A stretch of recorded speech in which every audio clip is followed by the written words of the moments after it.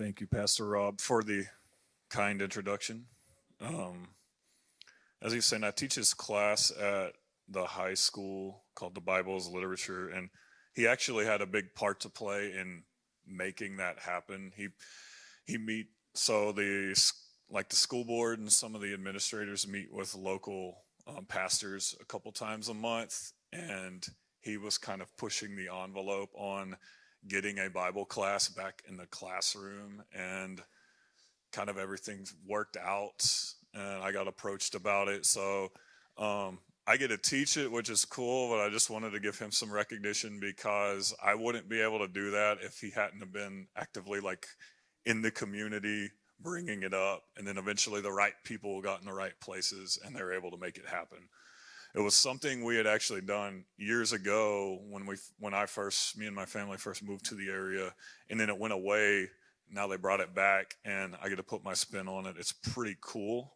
But in being able to teach that every day and to prepare curriculum for that before I go into teaching, it's really cool, and it's a huge blessing because you start to see the Bible in a bunch of different ways. So my encouragement to you today, and then just in general, is don't be afraid to allow the Bible, the Word, and the Lord to speak to you and see things in different ways. Sometimes see things in ways that might be this thing on. There we go. But sometimes this stuff might make you really uncomfortable, and I'm going to talk about that in a second, because the book of Judges is one of those books, right?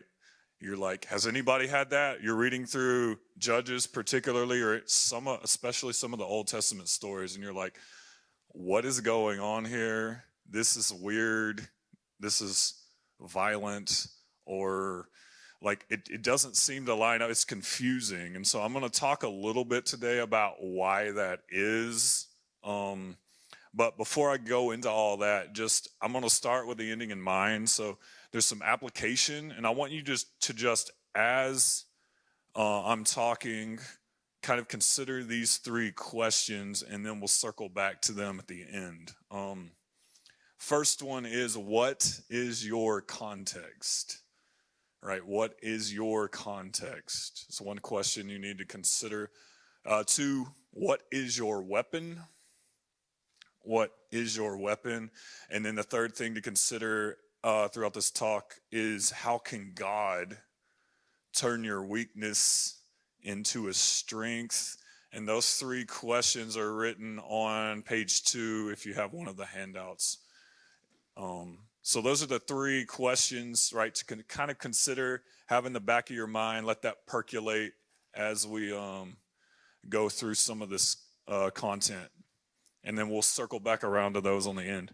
So big picture, like I was talking about, Judges can be a very confusing book.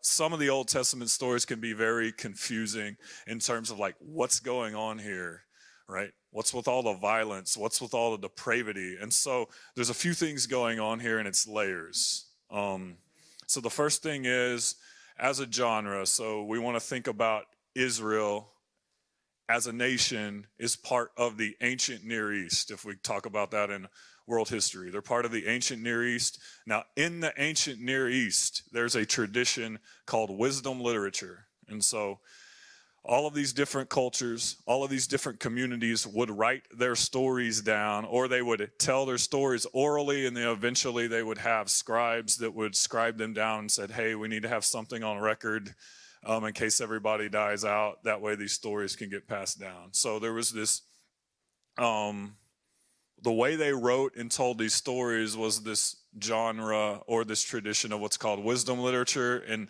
the stories were meant for you to read them or hear them and then have something to think about. They were supposed to teach a lesson. They were supposed to teach a moral. But sometimes, because we're reading these things thousands of years later, that moral or the cultural context can get lost a little bit. So Judges fits into this category of wisdom literature, but then it goes into another subcategory, which is called tragic literature. So not only is it wisdom literature written for our learning, written in a way that we're supposed to, hey, this story ends and it's very problematic.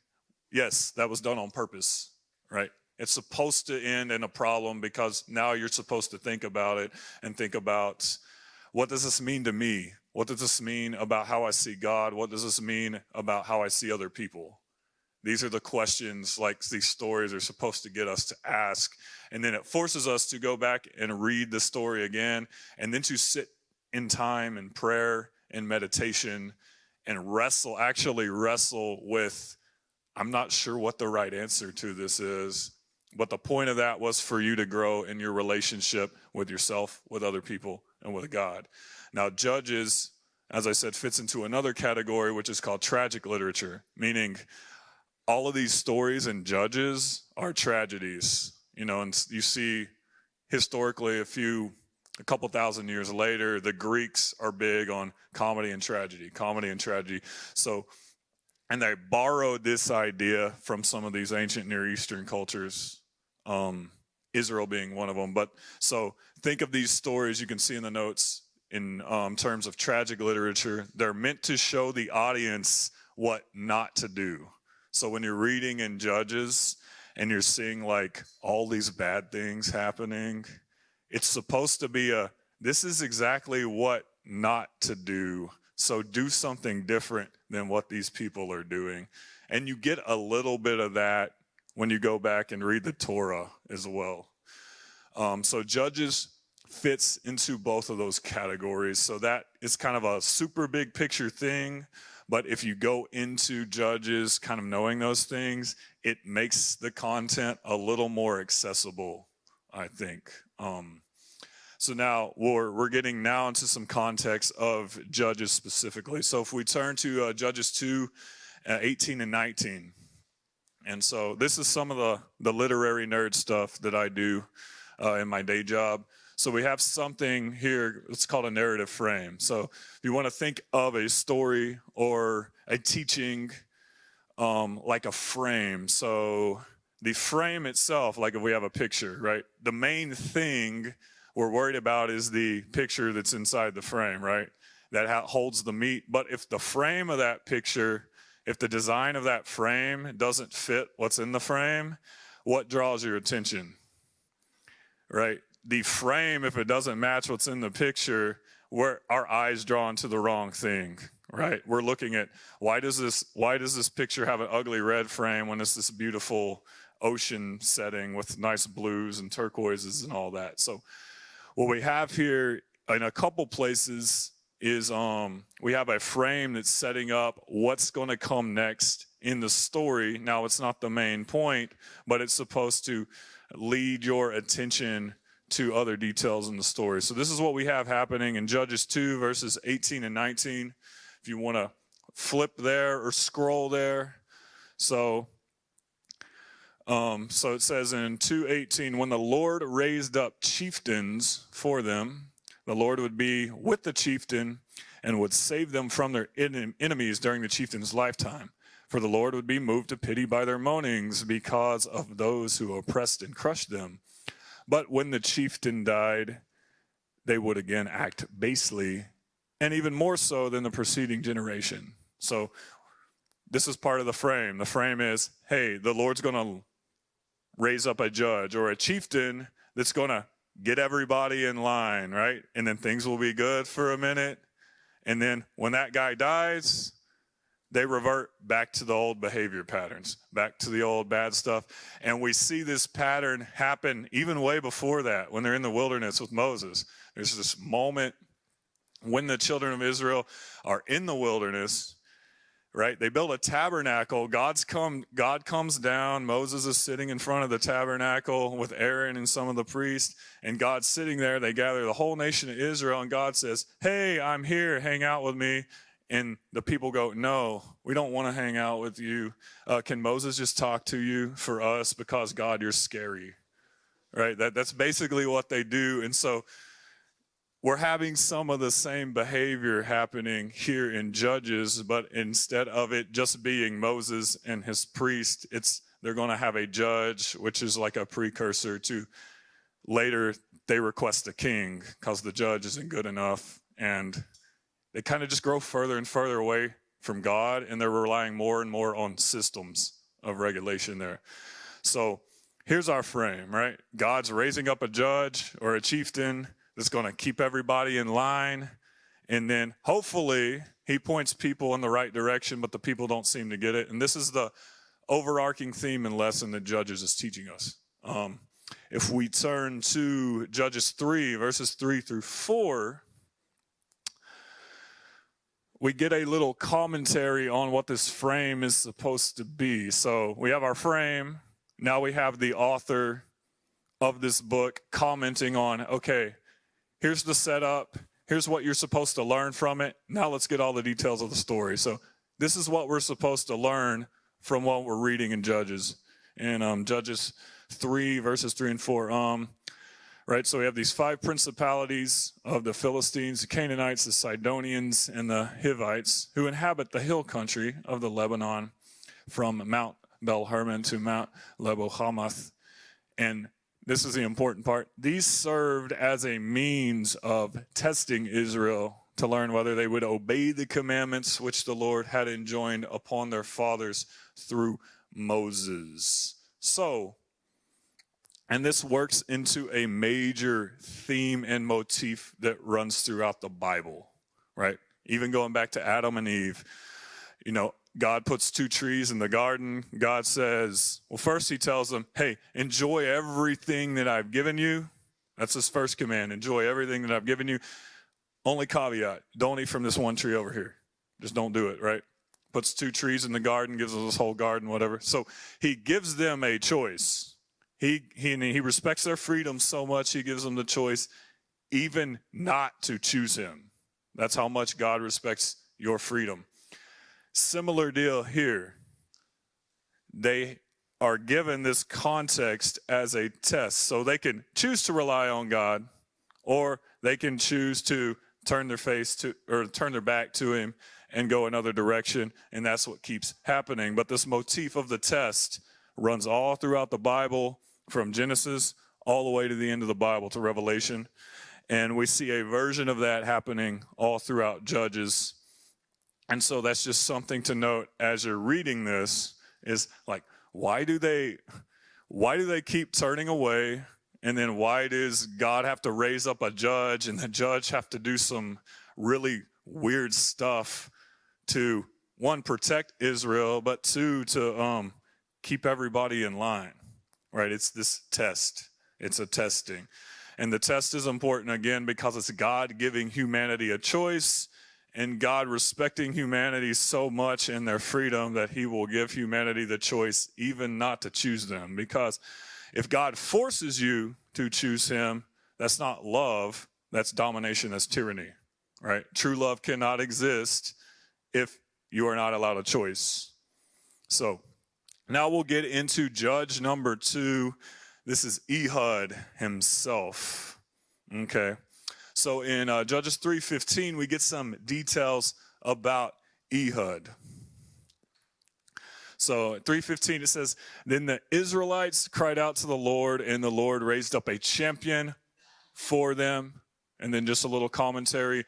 Every time we get a new judge, we see this same phrasing happen, this repetition, right? So we have one judge, it's all right for a little bit, he dies, they start acting bad, so here comes Ehud, right?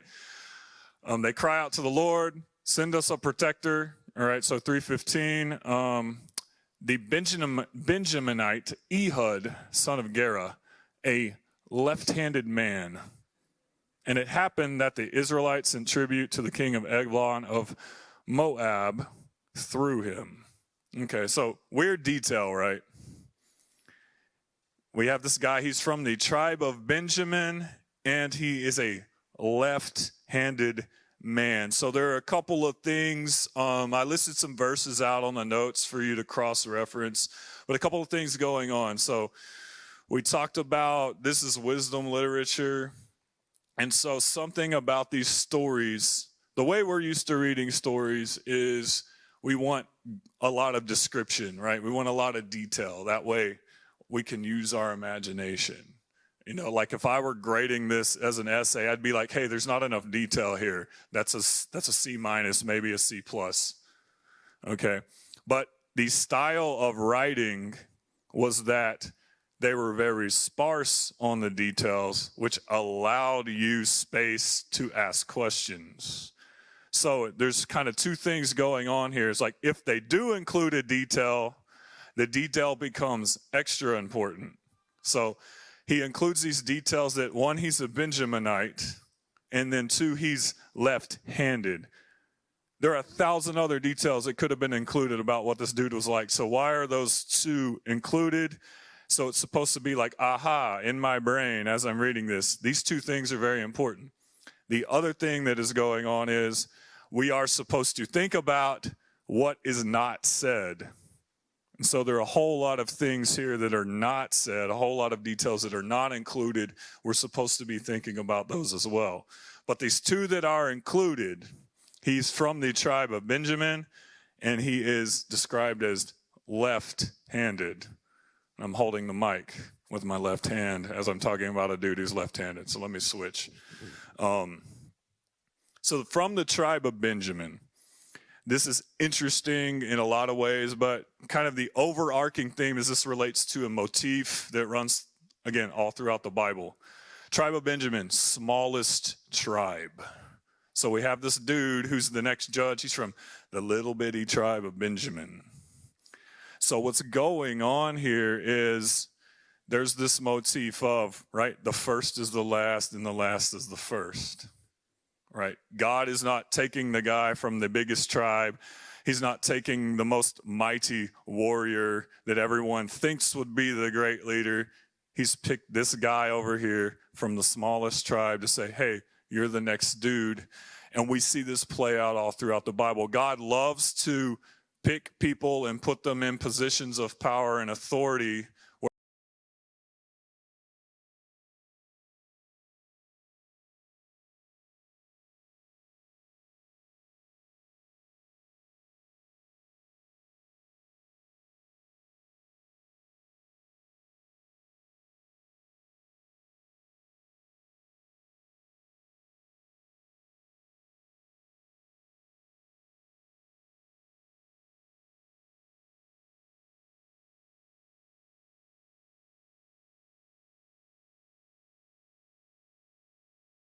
Not what you would expect. You would expect the Savior of the world to come from some mighty king family with all the wealth, power, and influence, but God doesn't work that way.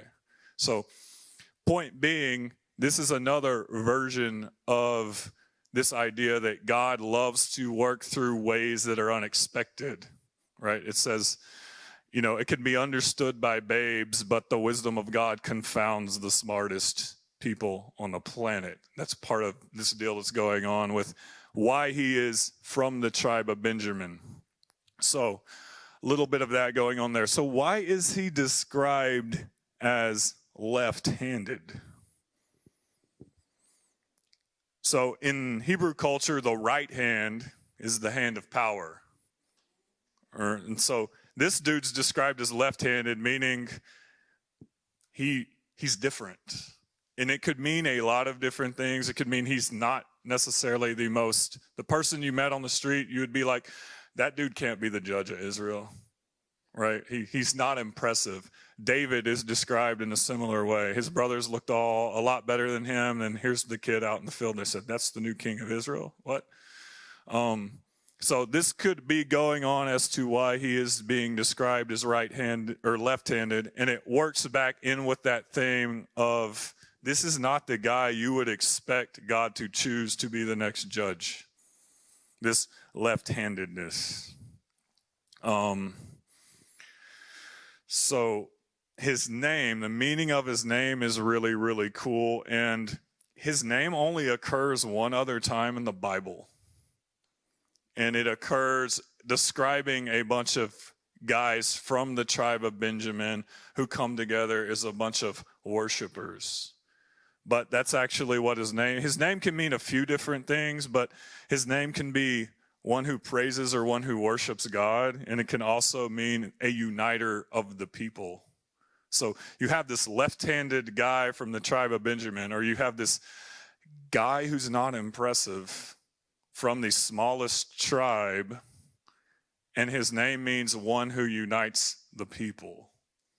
So there's these layers of all of this stuff going on in the story that is pretty cool. And so now we have this description of him, and I'll just read a little bit. And if you don't want to flip, it's on page 3 of your notes. We'll start in verse 16. So Ehud, the left-handed man from the tribe of Benjamin, whose name means worshiper or uniter, right? So, and the uniter made for himself a sword with 2 edges, a cubit in length, and he bound it on his right thigh underneath his clothes. And he presented the tribute to Eglon, king of Moab. Now, Eglon was a very fat man. And when Ehud had finished presenting the tribute, he sent away the people who carried the tribute. But he himself turned back at the idols near Gilgal and said, I have a secret message for you, O king. And he commanded, silence!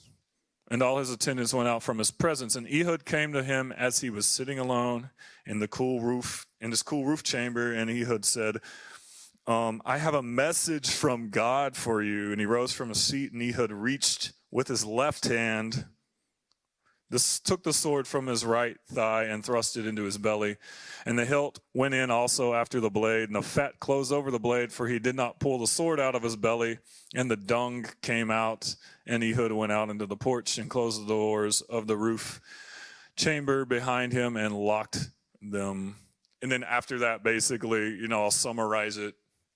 He goes out, he escapes, and then he calls down, he's got his dudes, basically. He's like, I'm going to go in and take out the king, and then he's got his dudes waiting in the hills kind of around the city. And when you hear me come out and I make the call, now we're going to go ambush the city. And then that's what happens. They win the battle, and then they rule. Or Ehud's in charge for a long time, and there's peace. But the question, right? So we have this other detail we don't get much about him other than he's made the judge, he's put into power, and then we have this description of him. He made himself a dagger, or he made himself a sword, depending on which translation you have. And what that is meant to do, again, these details we don't get a lot of details about him, then we get one very specific detail. So what that is meant to do, or what it's supposed to do, is trigger our mind. Why is this dude making a sword? Like, why is he spending time doing that? And so that's the question you are supposed to be asking there. And then we have some of this later connecting us to other stories. But the point being, he's making a sword, and there's a bunch of different answers to that question. Why is he making a sword? He's making a sword because he knows at some point he's going to have to go out and do business for the Lord. And if he doesn't have to go out and do business for the Lord, that's cool too. But the point being is he is prepared, and he is spending time preparing. We kind of see this with David later. I think I have that listed on your notes, 1 Samuel 21, 8 through 10. I'm not going to read it, but we see this similarly with David. David is this shepherd boy. He's out in the fields taking care of daddy's sheep, but the whole time he is being trained by the Lord to do the Lord's work in whatever the circumstance is going to be. And then you see this sword imagery continue with David when he kills Goliath, and then he takes Goliath's sword from him. It's pretty cool. So the point being, though, why is he making a sword? Why is he making a dagger? And it's that point of preparation, right? He's preparing. So then the sword itself, right, is this instrument of violence. But then after the fact, after we have kind of this moment of violence, this moment of like intense, we could call it testing, to go back to the motif, right? There's a test.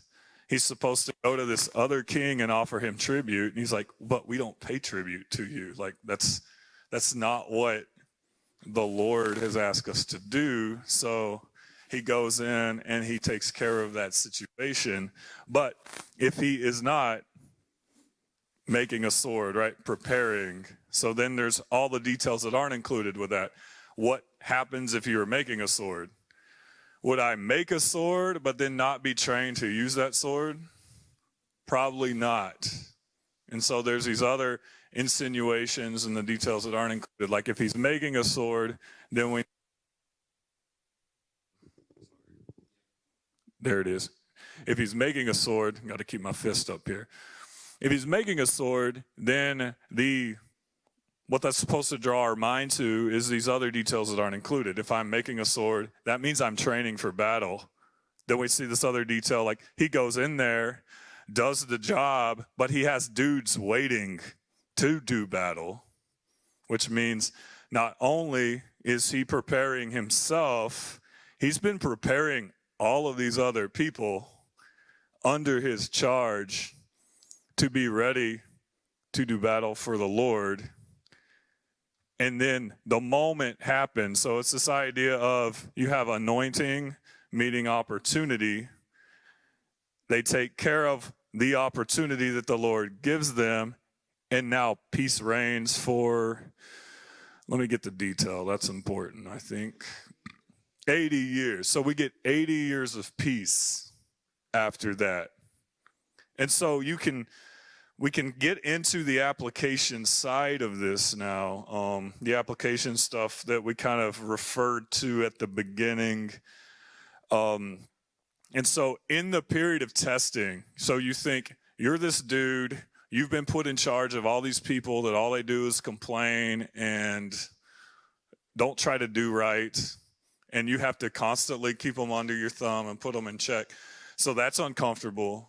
Then in the midst of that, you're making a weapon, you're training, you don't even necessarily know what you're training for in his case, or the soldier's case. They don't even necessarily know what they're training for. They know, but at some point it could happen. At some point they might not do battle at all, who knows? But they're waiting for the Lord's direction on that. And so they go through that period of testing, which is uncomfortable, and they have to go through some bad stuff, right? Like, who wants to walk into an opposing king's chamber, lie to him, kill him, then have to run out, escape, and then get all my men into the mix, and potentially we lose, right? There's this possibility, like, what if what the Lord told me was wrong? And we go into battle and we all get killed, and then it's worse for our nation. There's always that possibility, and that's the testing that's going on here. So Ehud, the uniter of the people, goes through this period of testing, leads Israel into the testing. They overcome the battle by relying on God, and now they have 80 years of peace. And so you kind of get these layers, like you can get this, you could apply this to an individual being tested, going through a hard season, doing what is necessary in partnership with God, not in doing your own thing. It's always in partnership with God. And then going through that hard season to reach an element of peace, or peace on the backside. And so to get back into those three questions in terms of the application, though, Ehud's a dude who knew and understood his context. And you see that with the detail of him. He's making a sword because he understands the context in which God has placed him. And so the question for you is, what is your context? And that's something you want to go back later and ask God, like, what's my context? Like, where have you placed me? What is my realm, my sphere of influence? And then what does that look like actionably day to day? Like, what is my sword making? What skills am I working on in partnership with you? You know, and I listed the verses from Ecclesiastes. good parallel here. It's on your worksheet. I'm going to read through a little bit. But for everything, this is Ecclesiastes 3, verse 1. For everything, there's a season and a time and a matter under heaven, a time to be born, a time to die, a time to plant, a time to pluck what is planted, a time to kill, a time to heal. I'll stop there because we see that time to kill and time to heal happen in this story. All right, so there's a time for everything, and Ehud understands this context really well. He understands there might be this season where things are really hard, or in his context, literally violent. But he also understands I'm not supposed to be literally violent all the time, which when you fast forward into some of the other stories about the judges, they misunderstand that. They go do violence because that's what the Lord's leading them to do in one instance, but then the Lord's not calling them to that, but they still start engaging in these battles that the Lord hasn't called them to do. So Ehud's this guy I feel like really represents understanding, hey, this is my context, and there's a dichotomy. There's a time for me to be tested and to be real intense, but there's also this time to rest and be at peace. And the two don't necessarily contradict each other. It's all about being in partnership with the Lord. In always, I listed Matthew 6:33 there. In always, in whatever your context is, clarity will be brought to you if you seek first the kingdom of God and his righteousness. Now, what that looks like changes. It changes. It's different for me than it is for Pastor Rob. And then even in my own life, what seeking the kingdom of God looked like 6 months ago doesn't look exactly the same as it does today. And that's okay, right? That's part of that growth and that walk with him. The second thing is, what is your weapon? So we have Ehud, literally, or the manifestation of what his weapon is a sword that he makes. But I think there's a greater idea of like, what is your weapon? And I've listed some verses there on your sheet. Exodus 14:14.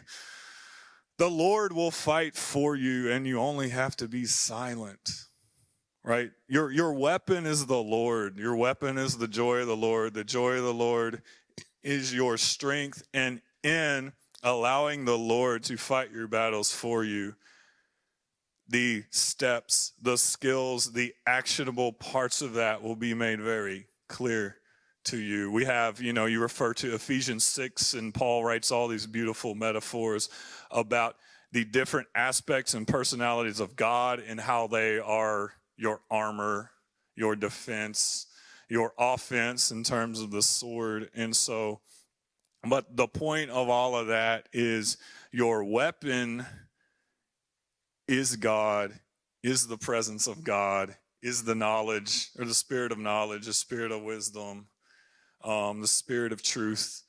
But to get back to point number one, in your context, you have to seek that out. And as you seek out his presence, then your weapons, right, you receive those weapons and you're able to use them in whatever your context is. Again, Ehud's a great example of that. I just love the dichotomy of, we see this man who's like a Navy SEAL going in and doing covert operations, taking down the enemy king. But then after that, it's just 80 years of peace. And I love that dichotomy, that balance of going back and forth between one or the other. And then the last one on application is, how can God turn your weakness into a strength? We got anyone in here who has struggles, who has weaknesses? I do. I got a bunch of them. But that's the thing. The word of our testimony is powerful. And so it's not only for you, it's for others in the word of your testimony. But you don't have a testimony without a test, going back to what we talked about earlier.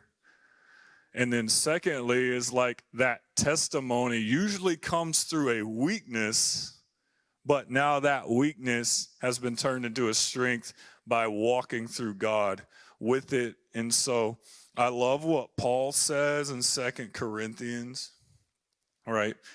He's talking about in that chapter, he has this thorn in his side that just won't go away. And he's like, God, like, can you deal with this situation for me? He's like, I really don't like it. I don't like it a whole lot, God. It's annoying. It's painful. And there are a lot of theories on what the thorn in the side was, but that's besides the point. And so he keeps asking the Lord for it for years, or to get rid of it for years and years and years. And the Lord tells him in 2 Corinthians 12:9, right? He says, my grace is sufficient for you. My power is made perfect in weakness. And that's what the Lord tells Paul. So Paul's praying about it. And he's like, really? That's all you're going to tell me? Your grace is sufficient and your power is made perfect in weakness. And the Lord's like, yep, that's all I'm going to tell you. And so Paul sighs, okay, well, I will boast all the more gladly now of my weaknesses so that the power of Christ may rest upon me. So again, it's that grace requires humility, because if Paul were able to fix that problem himself, now he can get into pride and say, look how mighty, look how strong I am, and now not give any glory back to God, which again goes back to what we're looking at, like with a guy like Ehud, right? Ehud does what the Lord asked him to do in one sense, fights a battle, but he knows, he's like, I can't win this battle on my own. And then in the other sense, it's like, okay, for 80 years after that, I don't have to fight a battle. Cool. Awesome. But in every element of that story, there's this reliance on God, because if you're relying on your own strength, because Ehud very easily could have been like, I'm this mighty warrior. I'm this great sword maker. I won this battle for Israel. And then he could have went and looking for other battles to fight. But now the glory doesn't go to God. The glory is on how great of a warrior, how skilled of a warrior Ehud is. And so it is again, cautionary tale for us to realize that if I'm reliant too much on my own skill, my own strength, my own whatever you want to plug in there, right, that turns into pride. And then if you're too proud about who you are and what you're able to do, well, you just took God out of the equation, or you just put Christ back up on the cross and crucified him again. So your weakness is an opportunity for God to operate even more mightily. Your weakness is an opportunity for God to operate more mightily. And then I'll read Isaiah 40:31 to wrap it up with y'all, and then we'll open it up for questions, commentary, all that good stuff. So Isaiah 40:31, this is what do we do in a moment of weakness, right? This is kind of what Isaiah is riffing on here in this section. But what do we do when we're feeling this moment of weakness? It says, they who wait for the Lord will renew their strength. They shall mount up with wings like eagles. They shall run and not be weary. They shall walk and not be faint. And I don't think I can say it any better than that. So that's what I will leave y'all with. Thank you.